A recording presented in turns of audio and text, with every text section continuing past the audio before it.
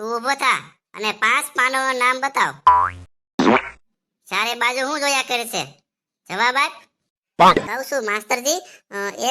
એક હતો ભીમ, એક હતો એનાથી મોટો, એક હતો એનાથી નાનો, અને એક હજી હતો, અને એક બીજો હતો. એનું નામ હું ભૂલી ગયો માસ્તરજી. વાહ, શું જવાબ છે તારો! તને તો સ્ટુડન્ટ ઓફ ધ યર મળવું જોઈએ, ગધેડા જેવો. પણ સારું, હવે ઈ બતાવ, બિરબલ કોણ હતો? માસ્તરજી ખબર નહીં હો. કોણ હતું બિરબલ? ક્યારેક વાંચવા લખવા પર ધ્યાન આપ્યું હોય તો ખબર હોય ને. માસ્તરજી, હું એક સવાલ પૂછું? હા, પૂછ.